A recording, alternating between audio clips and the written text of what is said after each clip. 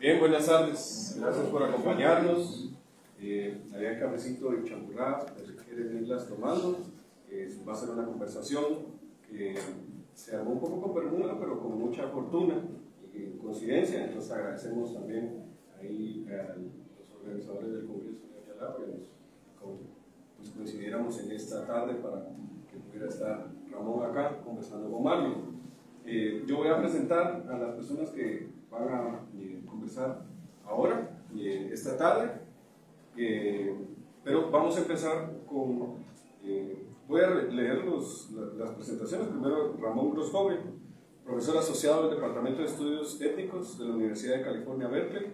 Ha publicado numerosos libros y artículos, entre los que se destacan Geopolitics and Trajectories of Development, The Cases of Korea, Japan, Taiwan, Germany and Puerto Rico, junto a Shun Kang, Puerto Rican Jam, Rethinking Colonialism and Nationalism, junto a Frances Negrón Montaner, y El Giro de Colonial, Reflexiones para la Diversidad Epistémica, más allá del capitalismo global, junto a Santiago Castro Gómez. Actualmente es investigador asociado del Fernand Braudel Center y del Maison de Sciences de l'Homme, y trabaja con el eje en la Universidad de California. Sus áreas de interés y de investigación incluyen sociología urbana y la migración de las personas del Caribe al occidente de los Estados Unidos y Europa. Ha sido profesor visitante de Johns Hopkins University y de Fernand Braudel Center. Marlon Urizar Natareno, profesor del Departamento de Letras y Filosofía, obtuvo un doctorado en filosofía por la Universidad Wolfgang Goethe de Frankfurt del Meno, en Alemania, por medio de una beca del Servicio Católico de Intercambio Académico, CAAD. La tesis doctoral de Marlon fue asesorada por Axel Holle, representante de la Tercera Escuela de Frankfurt. Ha trabajado como profesor e investigador, tanto en las clases como en sus investigaciones. Indaga en la filosofía de la religión latinoamericana, con especial énfasis en las reconfiguraciones neopentecostales en Centroamérica, filosofía intercultural, filosofía social y Escuela de Frankfurt. Recientemente ha publicado el libro Racismo Reinstalado, que presentaremos el 2 de diciembre en Filbo, y realiza aportes a publicaciones conjuntas sobre el pensamiento latinoamericano, así como diversos artículos sobre identidad, hibridez y mestizaje. Ha sido presidente de la Asociación Centroamericana de Filosofía ACAFI del 2018 al 21, y del mismo modo ha sido presidente de la Asociación Guatemalteca de Filosofía AGFI desde el 2015. Ellos van a dialogar hoy, pero antes vamos a tener unas palabras de Ollantay, que es microcampesino, miembro de CODECA y que acompaña diferentes luchas de transformación integral en Ayala, y que también hemos coordinado para la presencia acá de esta conversación. Muchas gracias, me fascina ese concepto de microcampesino por opción. Yo soy Ollantay, ¿no? Muchas gracias por sacar vuestro tiempo y por esta también feliz coincidencia del interés que hay por parte de la academia y por parte de las comunidades organizadas en la resistencia transformadora, ojalá, en Guatemala, que estamos impulsando ese espacio que se llama Abya Soberana.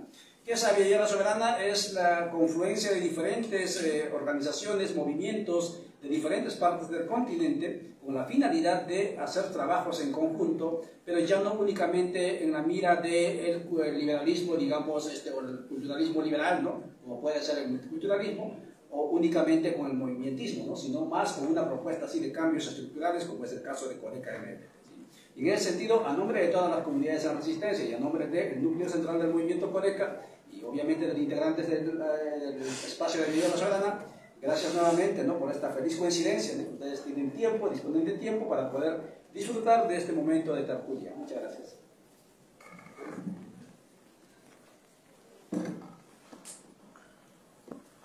Muy bien, muchas gracias entonces a todos por su presencia. Muchas gracias a Ramón que está, pues, nos acompaña en este momento.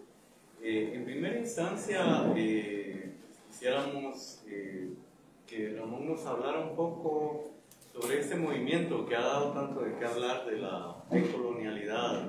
Quizá ya se oye lejos aquel texto de la colonialidad del saber editado por Lander. Hace un momento estábamos hablando sobre ello, y luego, digamos, hacer una presentación de este grupo, de su devenir, de cómo confluyen, y luego también quizá ver cuáles son los proyectos políticos que serían como los más fuertes en este contexto en el que estamos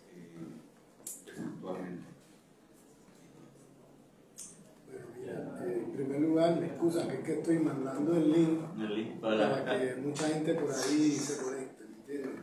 Entonces, bueno, yo en primer lugar quiero agradecer la invitación y espero que sea el comienzo de un fructífero diálogo e intercambio.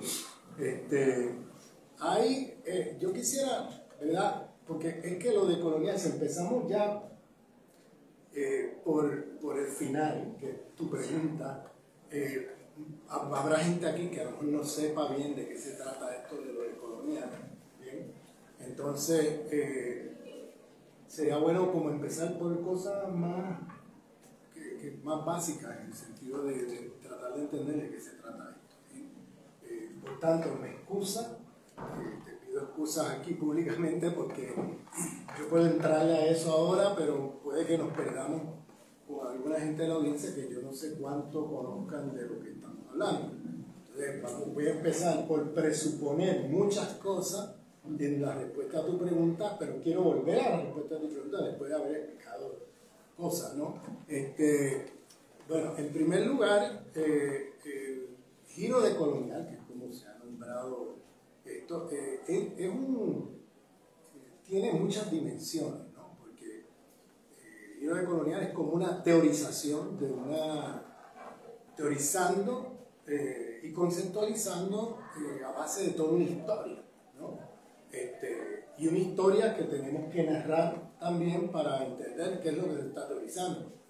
Pero básicamente el giro decolonial habla de una colonización del poder, de una colonización del saber, de una colonización del ser y de una colonización de la naturaleza. Es decir, estamos hablando de un sistema civilizatorio que se expande por el mundo a través de la expansión colonial europea, que en su primer encuentro con otras civilizaciones las destruye e impone sus lógicas civilizatorias donde quiera que se mete. En un primer momento, si recordamos bien, en 1492 en adelante, era la cristiandad, ¿verdad? Esa civilización medieval de la cristiandad, no dije el cristianismo, poner atención, porque hay una diferencia entre cristianismo y cristiandad, pero eso lo podemos discutir. Pero es la civilización de la cristiandad que es la que se expande, y al expandirse, buscando una solución a la crisis interna que tenía el sistema feudal. Recordemos que el feudalismo es un tema europeo, no es un tema del mundo. O sea, en el mundo no existió feudalismo fuera de Europa. Bien, lo que pasa es que en mucho de nuestro eurocentrismo, no solamente de derecha, sino de izquierda, empezamos con una lupa a buscar feudalismo por el mundo y creemos que hay feudalismo y que el problema de América Latina es que es el feudalismo. Eso se discutía, si se recuerda, en los 60 y 70, cuando aquí nunca hubo feudalismo. O sea, eso era un problema local europeo. Cuando ellos se expanden, buscando solucionar la crisis terminal del sistema feudal, porque estaba la aristocracia feudal, una crisis muy fuerte, buscan la expansión colonial como solución a la crisis que tenían. Y entonces, ¿qué hacen? Surge el mercado mundial capitalista. Pero el mercado mundial capitalista surge como parte desde el principio del capitalismo ya estaba organizado por el colonialismo. Y el colonialismo en su vez estaba organizado por las lógicas civilizatorias que los europeos se llevaron a otras partes del mundo. En un primer momento, la conquista de Al-Ándalus, ¿no? En la civilización musulmana en el sur de la península ibérica, ahí ensayaron muchos de los métodos de conquista que se trajeron para acá. O sea, ellos no llegaron aquí con tabula rasa, ellos llegaron aquí con métodos que ya habían ensayado allá y se los traen para acá. Bien, eso es importante saberlo porque muchas veces nosotros, los latinoamericanos, latinoamericanistas, miramos esta historia, esta historia la miramos de una manera muy centrada en Latinoamérica y no nos damos cuenta que antes de Latinoamérica ellos estuvieron por otros lados conquistando otros territorios y otra gente, y que allí ensayaron muchos de los métodos de conquista que se traen para acá. Entonces yo menciono esto porque el punto de partida de la expansión colonial europea no fue América Latina, ¿bien? Fue la conquista de Al-Ándalus en el sur de la península ibérica. Fue ese primer momento de expulsar a la civilización musulmana de territorio europeo, ¿no? Y entonces, y luego se vienen para acá. Es una historia muy particular que puedo estar aquí horas contándola, pero no me voy a meter ahí, porque hay cosas muy interesantes, porque la historiografía eurocéntrica nos hablan de una reconquista, ¿no? Eso es una falacia, porque nunca hubo una conquista arabo-musulmana de la península ibérica. Eso es un mito de la narrativa eurocéntrica moderna.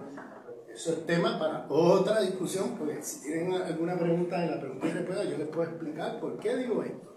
Pero es que si me meto en cada cosa que digo, la historia eurocéntrica está tan metida de fake news que cada vez que uno hace un pronunciamiento hay que parar para uno explicar por qué uno dice eso, ¿no? Y entonces si me paro cada vez que explico lo que es cada oración, no terminamos aquí.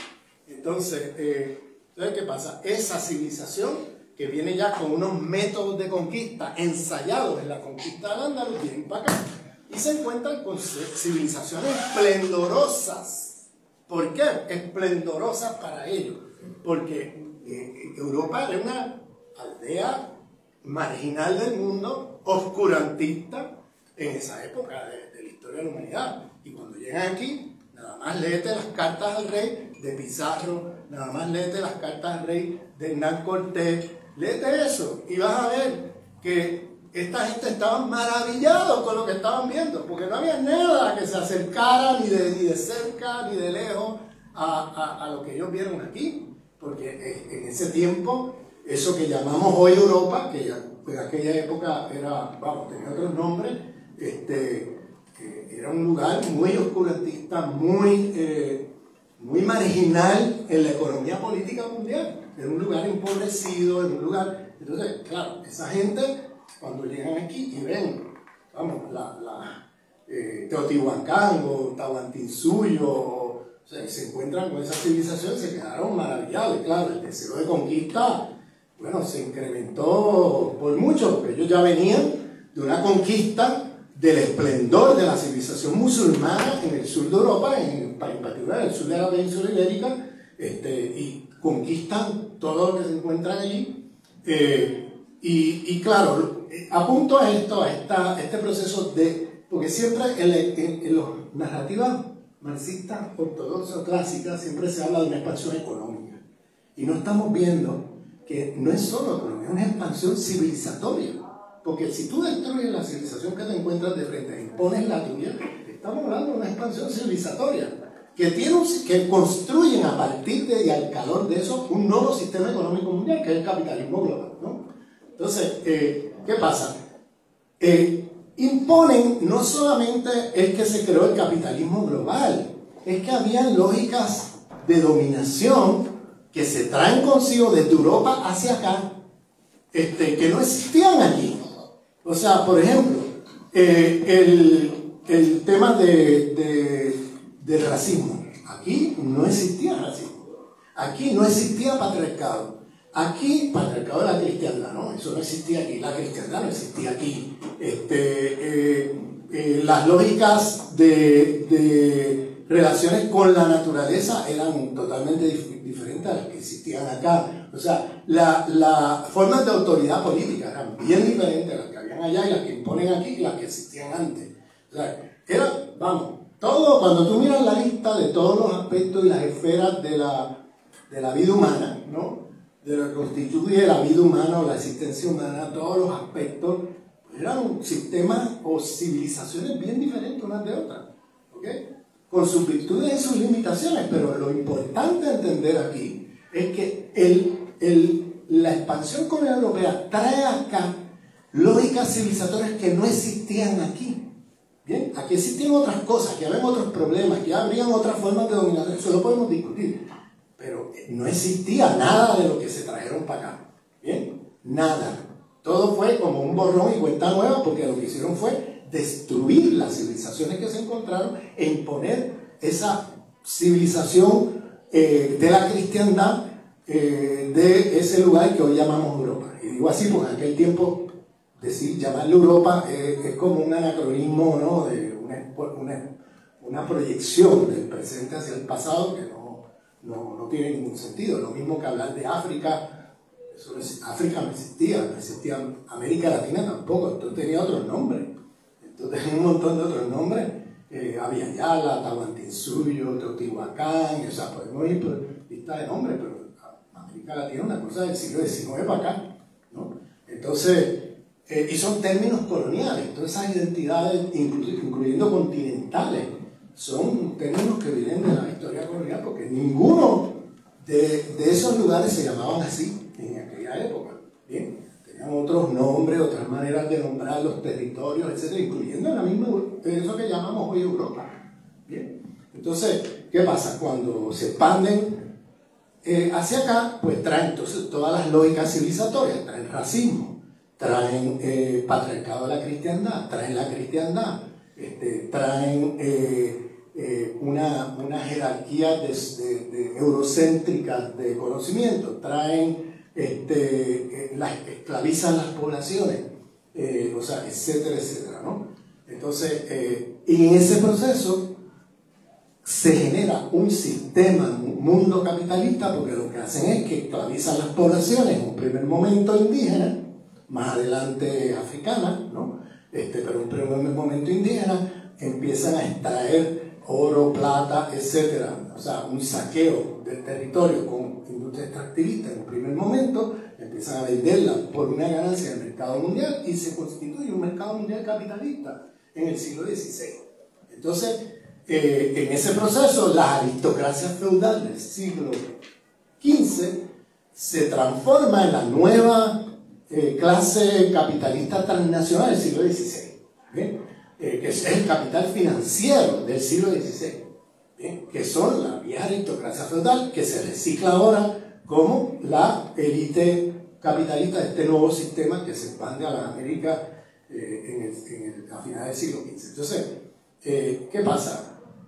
Lo que plantea entonces la colonialidad es que las jerarquías de dominación que estuvieron puestas allí durante 300 años, en algunos lugares 400 años, esas jerarquías no desaparecen en la primera independencia. Es decir, la primera independencia, esa del siglo XIX, al otro día de la independencia, las jerarquías de dominación que se incrustaron o que se consolidaron en 300 años de administraciones coloniales, siguieron allí al otro día. En otras palabras, al otro día de la independencia, seguiste siendo una periferia en la División Internacional del Trabajo. Al otro día de la independencia, las jerarquías de dominación raciales siguieron allí. ¿Bien? Y ahora con élites blancas criollas administrando los nuevos estados independientes. Al otro día, las jerarquías de dominación patriarcales siguieron allí. Las jerarquías de dominación de la cristiandad siguieron allí.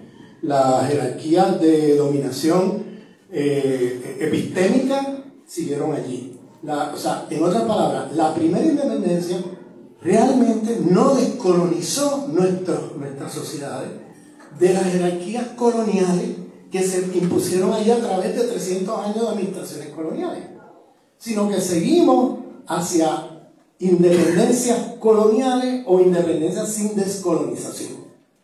Bien, eso pasó en nuestra primera independencia, fue una especie de independencia jurídico-política de un imperio, pero luego las élites criollas blancas de nuestro continente reemplazan, que son los hijos de los españoles o los portugueses, reemplazan a las élites imperiales, ¿no?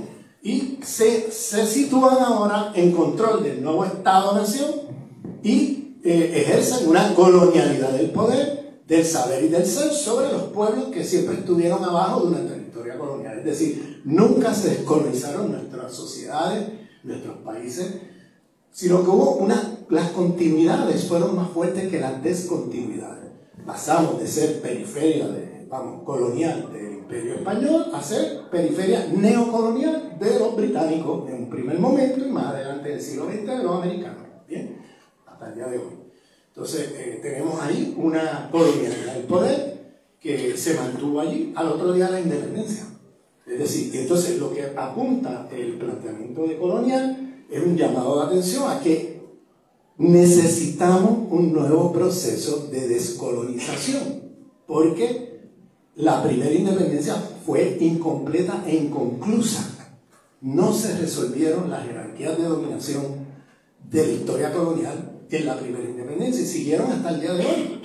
Hoy día tenemos todas esas jerarquías de dominación, que podemos hacer la lista, ecologicidas, destructivas de la naturaleza, las jerarquías de dominación raciales, patriarcales, las jerarquías de dominación de la economía política, del capitalismo global, la jerarquía de dominación de ser una periferia en el sistema mundo, etcétera, etcétera. O sea, podemos ir sobre toda la lista y seguimos allí con algunas transformaciones aquí y allá, pero las continuidades son más fuertes que las descontinuidades, lo importante. Entonces, todavía el proyecto, vamos, la temática aquí es, para parafrasear, si para Habermas, por ejemplo, el problema es el proyecto inconcluso, incompleto de la modernidad, ¿no? Para el pensamiento decolonial o alguien como Dussel, el problema no es ese, el problema es el proyecto inconcluso, inacabado de la descolonización. Porque, y ahí viene la discusión del tema de la modernidad, ¿qué es la modernidad? Bien, aquí viene todo un debate. ¿Qué es la modernidad?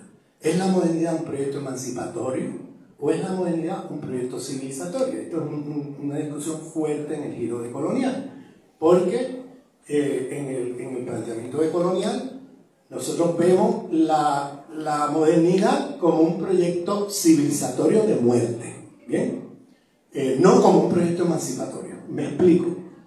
Yo sé que para los filósofos puede ser chocante lo que estoy diciendo, pero me explico. Vamos a tomar como metáfora, lo uso como metáfora simplemente para ahorrarnos tiempo en la discusión, porque podemos estar horas con esto. La civilización griega 5 siglos antes de la era cristiana, ¿bien? Estaban los ciudadanos libres, con derechos democráticos, etcétera, dentro de las murallas. Fuera de las murallas están los esclavos, la gente oprimida, que es la condición de posibilidad de los ciudadanos libres dentro de la muralla. Bueno, pues si usamos eso como metáfora, podríamos decir que el sistema mundo que se crea a partir de la expansión colonial europea a finales del siglo XV, ese sistema mundo crea un sistema donde hay un 15% de la humanidad dentro de las murallas, 15%, y hay un 85% de la humanidad fuera de las murallas. Es decir, se genera una especie de réplica ahí de la democracia ateniense, ¿no? Donde la gente dentro de las murallas vive un proceso de mejoramiento de su situación material, derechos ciudadanos, etcétera, pero a costa de la gente que está fuera de las murallas. ¿Bien? Entonces, es decir, este sistema mundo que comienza con la expansión colonial, en primer lugar de la corona castellana, que no es española. ¿Bien? Estamos como, siempre tiramos categorías de identidad de hoy para el pasado que no son reales, o sea, no tienen nada que ver, porque España no existía en el siglo XVI. Estaba la corona castellana y aragonesa, que estaban ahí en un pacto, que fueron los que llevaron la guerra contra el Andalus y luego para la América. Y entonces, eso no es España. España es un invento del siglo XIX. ¿Bien? Entonces, pero volviendo al tema, el tema es que en esa expansión colonial tenemos que se generaron ahí una serie de jerarquías de dominación a escala mundial que no se resuelven después de la independencia, sino que siguieron allá hasta el día de hoy, y estamos de alguna manera como atrapados allí en una situación en América Latina sobre todo, pero en el mundo. Eso pasó también en África, pasó en otras partes del mundo de otras maneras, con otras particularidades, pero donde el proyecto de descolonización resultó incompleto e inacabado. Entonces, la tarea hoy es culminar ese proceso, pasar a una segunda independencia que nos lleve a resolver los problemas inconclusos de esa primera ola de independencia del siglo XIX. Entonces, ¿cuál es la relación con la modernidad? La modernidad, entonces, si lo miramos desde dentro de las murallas, ¿bien?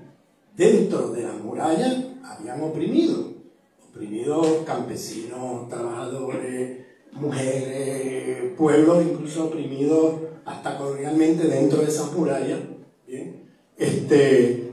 Pero con el tiempo, poco a poco, desde el siglo XVI en adelante, y ya se acelera del 18 en adelante, 19 y 20, esas clases dominadas, explotadas, marginadas, excluidas dentro de las murallas, se beneficia de la superexplotación que este sistema ejerce fuera de las murallas.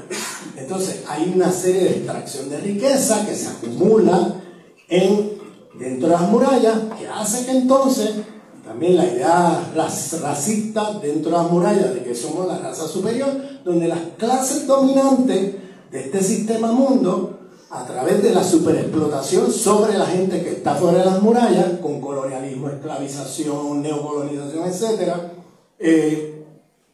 acumulan riqueza y les comparten una parte de su riqueza con los oprimidos dentro de las murallas, que entonces elevan su nivel de vida, tienen acceso a derechos ciudadanos, tienen acceso a una serie de cosas que en el siglo XVI no existían dentro de las murallas.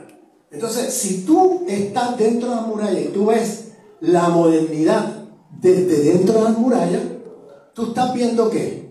Tú estás viendo que la modernidad me trajo libertad, me trajo derechos, me trajo un mejoramiento en mi nivel de vida, me trajo... Entonces, desde ahí, si tú teorizas la modernidad, desde esa localización del sistema mundo, obviamente vas a tener una visión celebratoria de la modernidad. ¿Bien? Entonces vas a celebrar la modernidad. Pero si tú miras el mismo sistema desde los sujetos que están fuera de las murallas, que les llega una invasión, que los mata, que les destruye la civilización, que los esclaviza, que los saquea, que los superexplota, entonces el pensamiento crítico que se produce desde fuera de las murallas es completamente diferente al pensamiento crítico desde dentro de las murallas. ¿Bien? Porque tú lo que ves en ese proyecto moderno es una cosa destructiva de la vida, destructiva tú quedas como un sujeto deshumanizado, inferiorizado racialmente, etcétera, dentro de ese sistema, fuera de la muralla.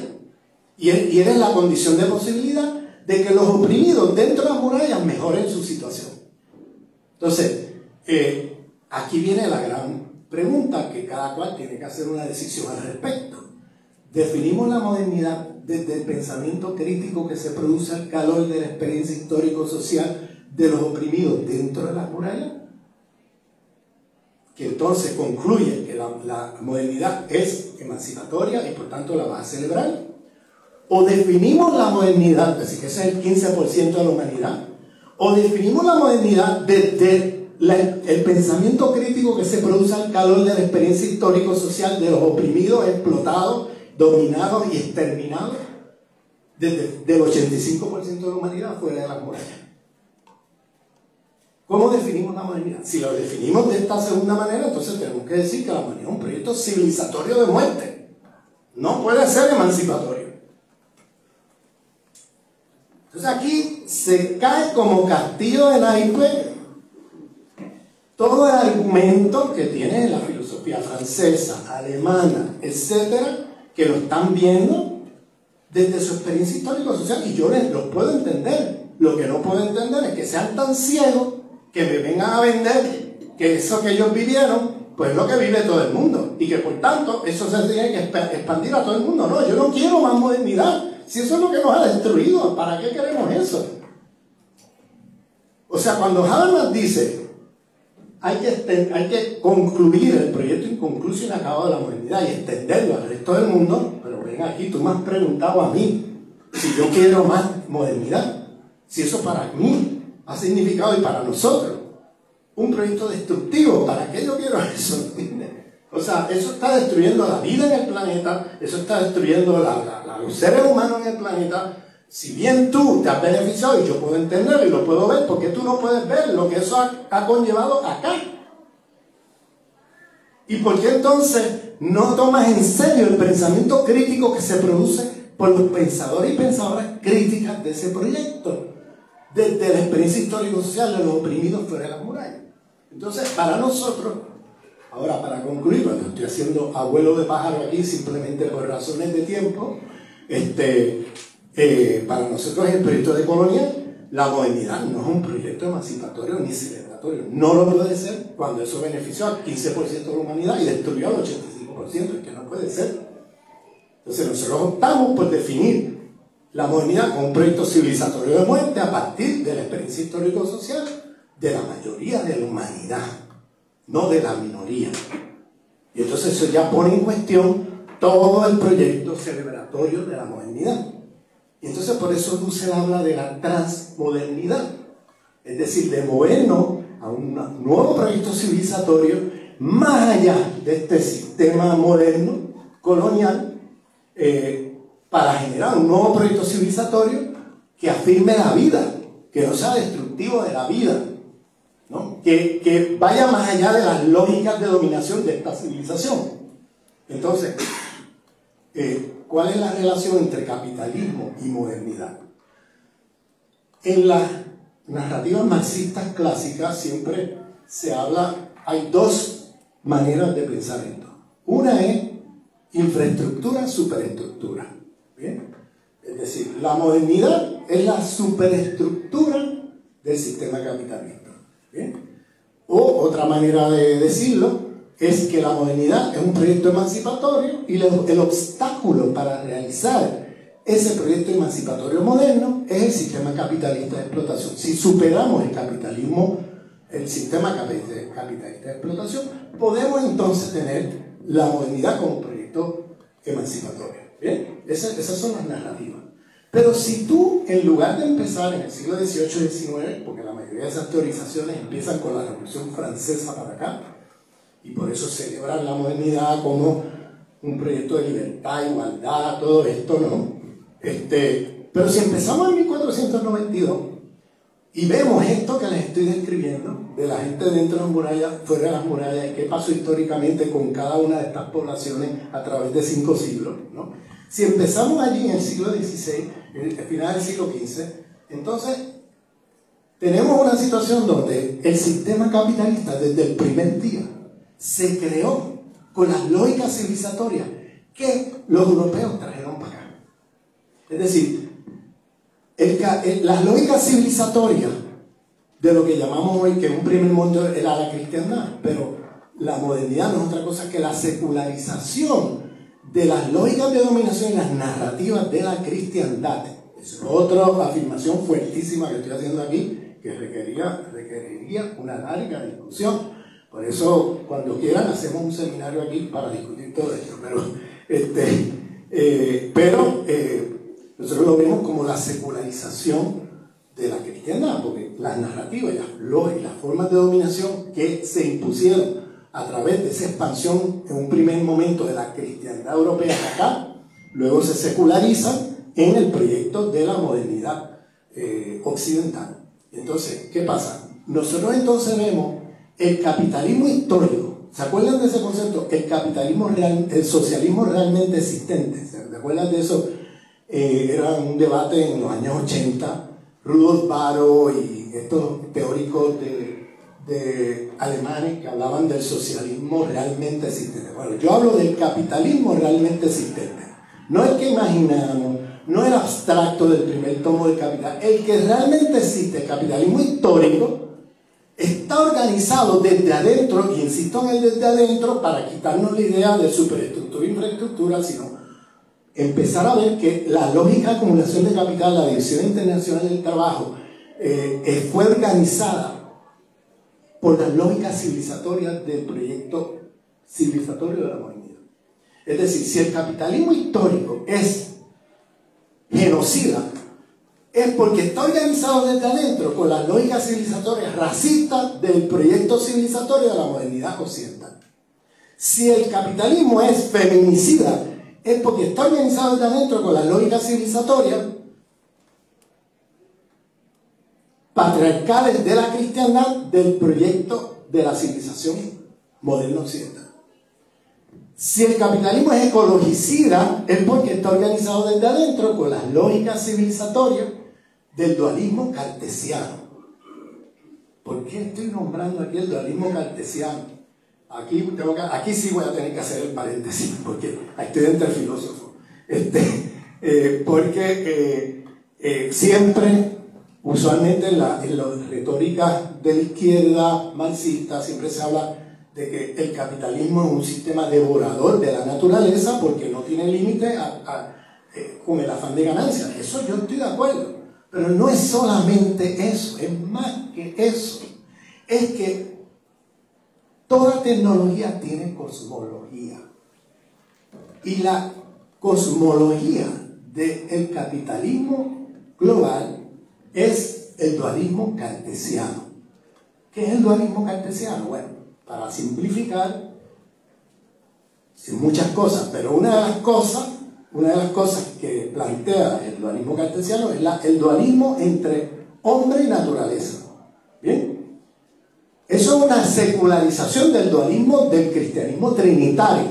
Otra discusión, otro paréntesis, me voy a ir 2 horas en eso. Es una secularización del cristianismo trinitario que impone esta dualidad, este dualismo ontológico entre naturaleza y orden de la cristiandad, donde la naturaleza son las fuerzas del demonio.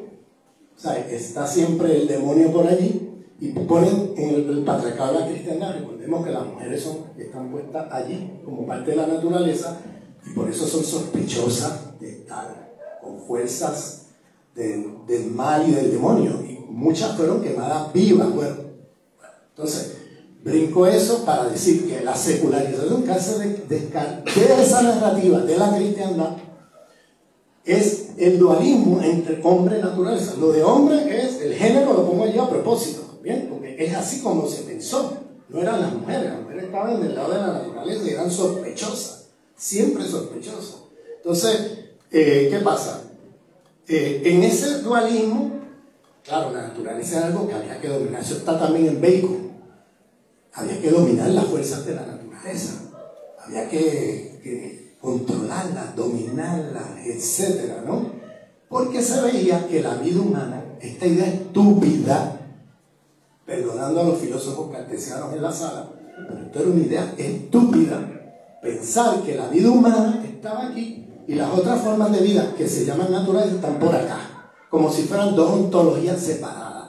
Bajo esa premisa y bajo esa cosmovisión se construyó tecnología destructiva de la vida. ¿Por qué? Porque has pensado de manera estúpida de que la vida humana está aquí y que puedes destruir todo lo que está alrededor, y la vida humana sigue, porque has pensado que la vida humana está insulada, aislada de las otras formas de vida. Llevamos 400 años de eso, Entonces no hay límite ahí. Ahí te llevas por el medio todo, no solamente el afán de riqueza, sino también esta cosmovisión dualista cartesiana que informa y constituye la tecnología del sistema capitalista mundial desde el siglo XVII para acá. Entonces, fíjense cómo en el debate científico hoy, que se llama el antropoceno, ¿bien?, ubican el momento histórico en el cual los humanos nos metemos en los ciclos reproductivos de la vida para destruirlo, precisamente en el siglo XVII. En el momento de comienza el cartesianismo como cosmovisión del capitalismo. Y entonces, yo me opongo a esa definición del antropoceno porque, o sea, este sistema civilizatorio, cuando pone un hombre en la luna, lo celebra como nosotros los occidentales metimos un hombre en la luna, no sé qué. Cuando se trata de destrucción o de cosas horribles que han hecho, entonces los humanos, entonces se hacen humanistas. Los humanos destruimos la naturaleza. Entonces se hacen humanistas. No, perdóname. Los humanos hemos estado miles de años en el planeta Tierra con montones de civilizaciones y nunca hemos destruido el planeta como esta civilización. Nunca ha pasado eso. ¿Por qué? Porque en todas las civilizaciones humanas que existieron había, con todas las discrepancias, con todos los problemas, con todas las críticas que le podamos hacer, todas tenían una visión holística entre la vida humana y las otras formas de vida. No tenían una visión dualista.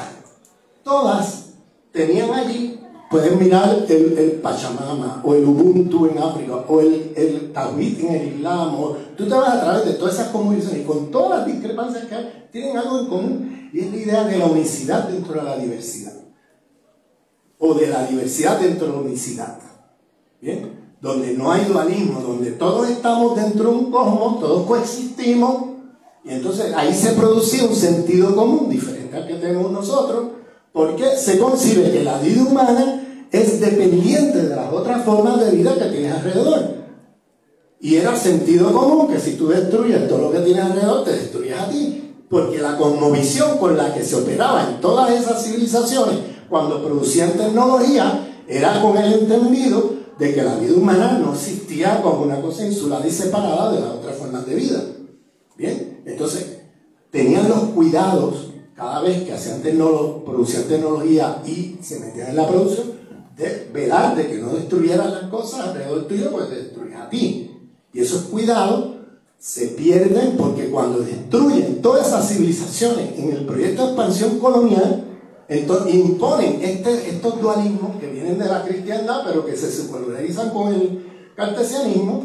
Entonces se produce allí un quiebre entre las civilizaciones de la humanidad, donde ahora por primera vez tenemos un sistema que piensa y se cree que la vida humana está aquí y las otras por allá, y que si tú destruyes eso por allá, la vida humana sigue como si nada. ¿Bien? Y esa idea es con la que hemos operado por 400 años. Entonces, hasta el día de hoy estamos en eso. Y eso, fíjense la importancia del giro de colonial, de que algo como eso, que pareciera una cosa filosófica de 101, de filosofía 101, una cosa no sencilla de entender, pero miren las consecuencias que ha tenido eso para la vida en el planeta Tierra y para la humanidad y para todas las otras formas de vida que existen en este planeta. Unas consecuencias horribles, nefastas. Y entonces, o nos descolonizamos de esa visión dualista cartesiana, o tenemos los días contados en el planeta Tierra.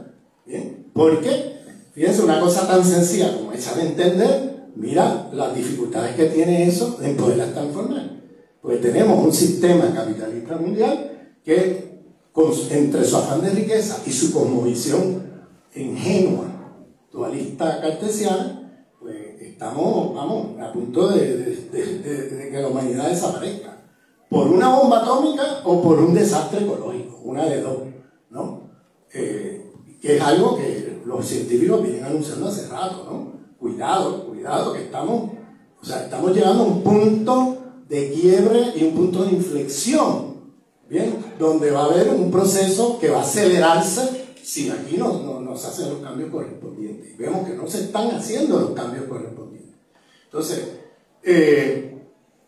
mencionaba que si el capitalismo es ecologicida, porque está organizado desde adentro con las lógicas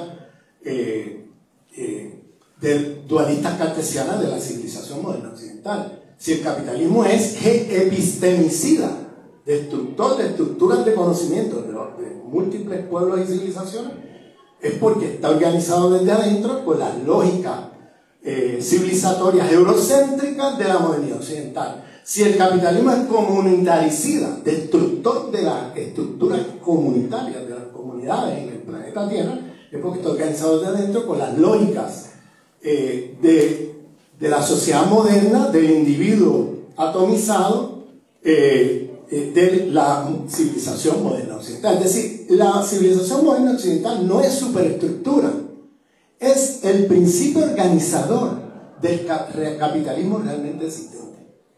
Entonces, nosotros en el giro de colonial, eso tiene consecuencias políticas enormes, porque esto que parece una discusión teórica abstracta tiene unas consecuencias políticas enormes, porque el socialismo del siglo XX pensó que el problema era un sistema económico, y que si tú a través de la lucha de clases, a través de una transformación hacia otro sistema, otro modo de producción que sea más igualitario, que sea menos explotador, etc., pues con eso, si hacía esa transformación, pues se resolvía todo lo demás. El sexismo, el racismo, el ecologicidio, todas estas cosas se resolvían. Pero ¿qué pasa? El socialismo del siglo XX puso la causalidad en el lugar equivocado. porque pensó que el problema es un problema de un sistema económico y que lo demás era superestructura, derivado, epifenómeno del sistema económico. Pero ¿qué pasó? No solamente no resolvieron todos esos problemas que se supone que se resolverían cambiando el modo de producción hacia un modo de producción socialista, etc., sino que ni siquiera resolvieron el problema que se propusieron resolver, que era el problema del sistema capitalista. ¿Por qué? Porque el paradigma con que operaron era un paradigma eurocéntrico, ¿bien?, que asumía y presuponía que el problema no era un problema civilizatorio, que es un problema económico, de un sistema económico, y entonces ponían el acento allí, la causalidad allí, y pensaban que resolviendo eso todo lo demás se resuelve, y resulta que terminaron en capitalismos de Estado. ¿Por qué? Porque si tú te organizas contra el capital, reproduciendo racismo, reproduciendo sexismo, reproduciendo dualismo cartesiano, reproduciendo cristiandad, reproduciendo todas las lógicas civilizatorias que organizan ese sistema, tú estás reproduciendo nuevamente todo contra lo cual estás luchando. No vas a ser capaz de transformar ese sistema, porque es un sistema que está organizado con lógicas civilizatorias que si tú las reproduces, no vas nunca a resolver ese problema, ¿no? Nunca vas a superar el capitalismo histórico, porque el capitalismo histórico es la economía de una civilización. Entonces esto tiene consecuencias políticas, pues entonces tienes que plantearte la multiplicidad de opresiones que produce este sistema como parte de la lucha contra el sistema. Es decir, tú tienes que identificar esa multiplicidad de opresiones, tienes que atenderla. En otras palabras, si te organizas contra el capitalismo histórico, tienes que hacerlo de manera feminista, de manera ecologista, de manera antirracista, anticolonial, porque si tú reproduces sus lógicas, si no me organizas contra el capital, bajo lógicas racistas o bajo lógicas patriarcales o bajo lógicas dualistas cartesianas, bajo lógicas eurocéntricas o de la cristiandad o de todas estas lógicas civilizatorias que he mencionado, estoy reproduciendo todo contra lo cual estoy luchando. Y eso fue gran parte del problema del socialismo del siglo XX, que partió de un paradigma eurocéntrico equivocado, que pensaba que todo se remitía a un problema económico y que esto de civilización lo veían como secundario, porque como el pensamiento socialista del siglo XIX y XX se produjo fundamentalmente desde pensadores europeos, pues daban por sentado la modernidad como proyectos emancipatorios. Nos problematizaron la modernidad como proyecto destructivo de la vida. Entonces, al hacer eso, incurrieron ahí en un problema de reproducir todo contra lo cual estaban luchando. Y por eso terminó el socialismo del siglo XX como terminó, con los obreros en la calle luchando contra el supuesto Estado obrero. ¿Se acuerdan de eso? Entonces, de cara al siglo XXI, tenemos que tener una visión decolonial del paradigma con el cual se está trabajando si es que queremos enfrentar las patologías de esta civilización en que estamos metidos. Entonces, menciono esto más bien como preámbulo, porque está también la colonialidad del ser, las formas de ser y estar en el mundo, que se privilegian las formas occidentales de ser y estar en el mundo sobre otras formas de vida. ¿Bien? Eso también hay una colonialidad ahí, donde las otras formas de vida se ven como inferiores frente a las formas occidentales de consumo masivo, de etcétera, consumo desmedido, de lógicas capitalistas de reproducción de la vida y cosas de esas, o la forma, la colonialidad del saber, ¿no? Donde privilegiamos los conocimientos europeos sobre otros conocimientos en el planeta, sobre otras formas de producir conocimiento, donde privilegiamos una manera de pensar la relación con otras formas de vida, eso que llamamos naturaleza, de una manera destructiva, con el dualismo cartesiano, etc. Es decir, hay una colonialidad de la naturaleza, una colonialidad del ser, una colonialidad del saber y una colonialidad del poder. En mi exposición me enfoqué fundamentalmente en la del poder y no me metí con muchos detalles en las otras, porque por razones de tiempo. Pero cada una de las otras requiere una discusión tan larga como la que he tenido aquí para hablar de la colonialidad del saber. Por ejemplo, la universidad occidentalizada, esta en que estamos, ¿no? Yo no dije occidental, dije occidentalizada. ¿Por qué? porque no estoy hablando solamente de la universidad de los países o de esa geografía que llamamos Occidente, sino que es un aparato de dominación del sistema mundial hoy, la universidad occidentalizada, que está no solamente en París, Londres o Nueva York, te la encuentras en Dakar, te la encuentras en Río de Janeiro, en Buenos Aires, en Beijing, en Nueva Delhi y en Guatemala. O sea, ¿y qué es esa universidad? Esa universidad es una estructura donde estudiamos fundamentalmente hombres occidentales de 5 países, en cualquier disciplina. Sociología, filosofía, antropología, etc. Estamos estudiando un francés, el canon de pensamiento es un francés, un alemán, un británico, un gringo o un italiano por ahí secundario.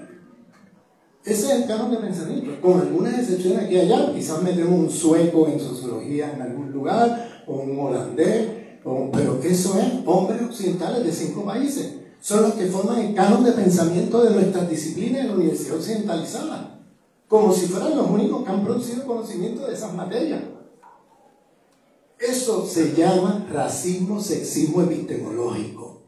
Eso tiene nombre y apellido. Si nosotros estamos privilegiando hombres occidentales de 5 países en nuestra disciplina y no estamos mirando la diversidad epistémica del mundo y no estamos incorporando en nuestros currículos el pensamiento sociológico, antropológico, filosófico, etc., que se produce por pensadores y pensadoras en África, América Latina, Asia, etc., pues mira, eso tiene nombre y apellido. Eso se llama racismo, sexismo epistemológico.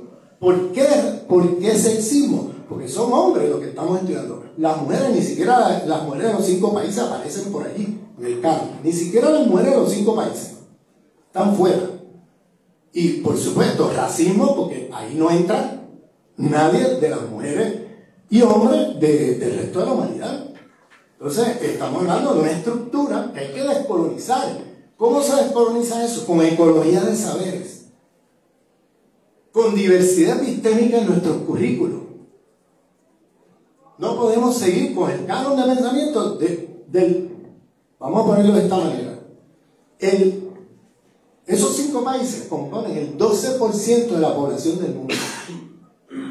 Entonces, si entendemos que el pensamiento se produce al calor de problemas históricos sociales, ¿no? Que no se produce en una nube, sino que siempre todos los pensadores y pensadoras están pensando en relación a problemas históricos sociales que están viviendo, entonces quiere decir que la experiencia histórico-social de esos 5 países nos están dando las categorías conceptuales y las teorías para entender la experiencia histórico-social del resto de la humanidad. O sea, el 12%, ni siquiera el 12%, el 6% pues son hombres.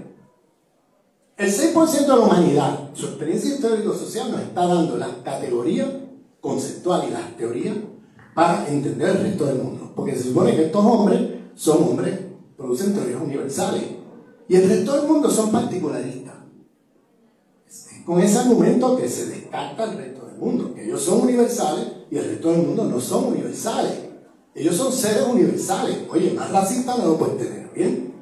O sea, cuando tú concibes que los hombres europeos de esos 5 países son universales, ahí no entran ni siquiera pensadores y pensadoras de España o de Portugal o de otros lados de Europa. Ahí entra, eso es como un club exclusivo. ¿Bien?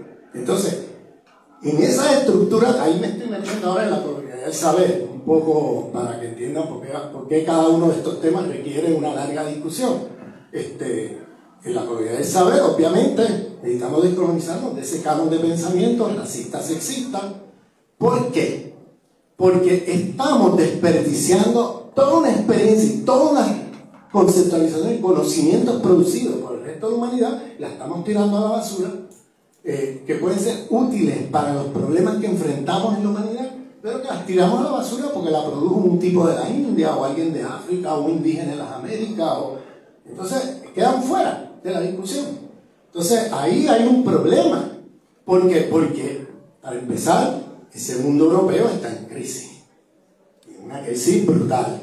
Y ya allí, en términos de producción de ideas nuevas y ese tipo de cosas, mira, las ideas nuevas hoy vienen del sur global. No están naciendo de allí. Eso es un lugar que está hoy día empantanado.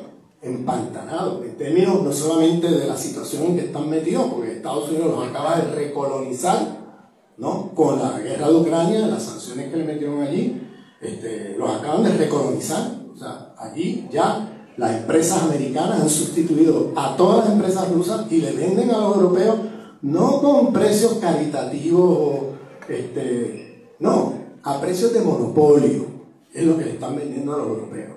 Y además los ha obligado a comprarle armas a la industria armamentista americana, dedicando el 2% de su presupuesto nacional a comprarle armas a las industrias americanas. O sea, el jaquemate que ha hecho aquí Estados Unidos es impresionante. Pues allí es un lugar en decadencia, para empezar, pero para seguir, aun si estuviera en esplendor, no podemos basar el pensamiento crítico del planeta entero en lo que piensan hombres europeos de 5 países, porque la experiencia histórico-social de esos países es muy diferente a la experiencia histórico-social del resto del mundo. Entonces nosotros tenemos en el resto del mundo producción de teoría, de teóricos, de pensamientos, de conceptos, al calor de nuestra experiencia histórico-social, que tiene más relevancia para nuestros problemas que lo que tienen los europeos que importamos para acá. Con esto yo no estoy diciendo que nos hagamos fundamentalistas anti-europeos.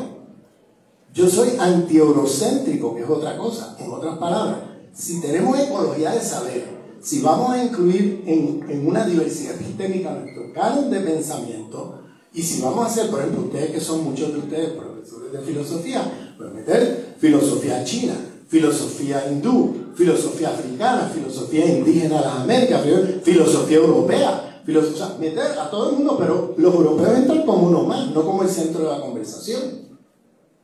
O sea, no vamos a hacerle a los europeos lo que los europeos le han hecho al resto del mundo, que es excluir a todo el mundo y quedarse ellos como los únicos que pueden producir filosofía. El resto del mundo no hace filosofía. Sino, vamos a incluirlos allí, pero como uno más. Y ahí decidimos qué sería útil y qué no es útil de lo que ellos producen en relación a nuestros problemas. No en relación a los problemas de ellos, en relación a nuestras preguntas, no las preguntas de ellos. Y eso, el giro de colonial es también un tema de descolonizar las preguntas, más que las respuestas. Porque como ustedes como filósofos saben muy bien, en las preguntas está implícita la respuesta. Y si no descolonizas las preguntas, vas a estar dando respuestas coloniales. Si no identificas bien las preguntas de nuestros pueblos, estás importando preguntas de otro lado que no son las preguntas nuestras y vas a dar respuestas entonces coloniales en relación a nuestros problemas. Entonces, ahí tiene que haber un trabajo de descolonización del saber. Entonces, bueno, por ahí podemos seguir con la descolonización del ser, pero voy a parar aquí, ¿no? En términos de la exposición, un poco estoy aquí a grandes rasgos y con pinceladas tratando de poner algo allí. Una última cosa. El giro decolonial, en términos filosóficos, presupone la crítica del giro pragmático al giro lingüístico, al giro hermenéutico, y una crítica de lo que hace el giro decolonial, una crítica a el giro pragmático, porque el giro pragmático es formalista, aunque plantea el tema comunitario como centro, pero es muy formalista, no tiene allí los principios de la materialidad de la vida.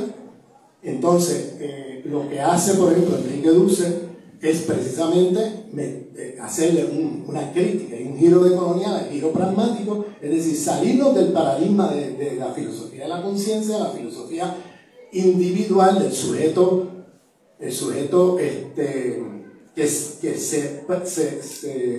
que se habla en un monólogo consigo mismo, y entrar en un proceso ya comunitario como principio de la producción de conocimiento, pues producimos conocimiento en comunidad, nunca como sujetos individuos aislados.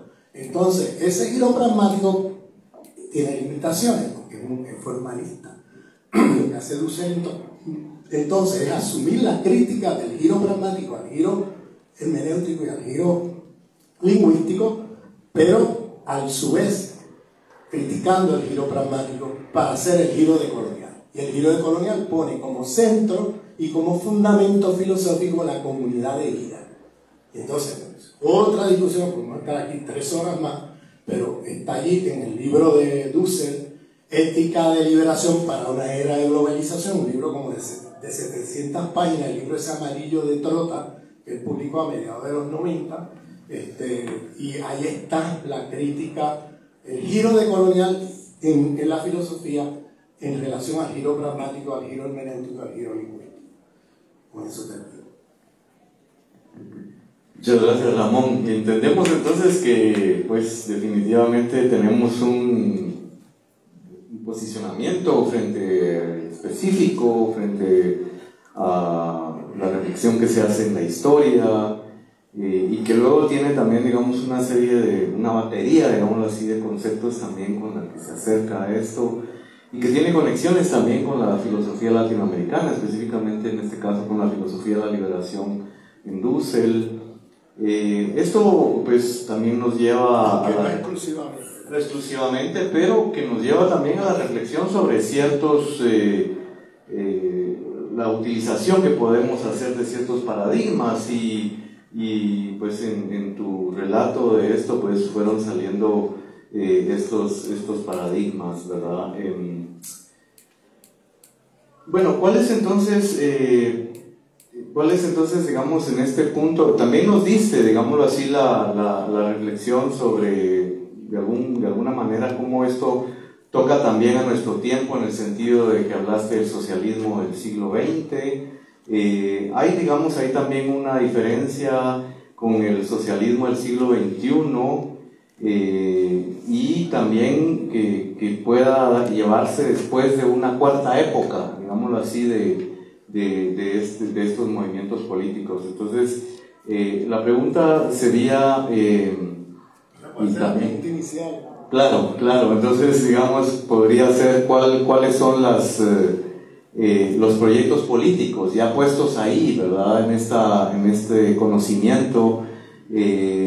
Entiendo pues que hay una diversidad grande también de posicionamientos dentro de este grupo que confluye como la decolonialidad, pero ¿cuáles son, digamos, cuál podría ser esta propuesta que se está pensando en este momento? Específicamente también me gustaría escuchar un poco más sobre tu propuesta específica en la que estás trabajando actualmente, en el que estás pensando, por ejemplo, en cómo hay un sistema, hay un modelo civilizatorio que está detrás, digámoslo así, del sistema mundo. Esta sería una pregunta. No sé también si tal vez por cuestiones de tiempo podemos hacer unas 2 o 3 preguntas, para que dé chance, digámoslo así, de que entonces pueda generar una discusión. Sergio, no sé si la hacen aquí, porque si no la gente que está en Facebook no va a escuchar nada.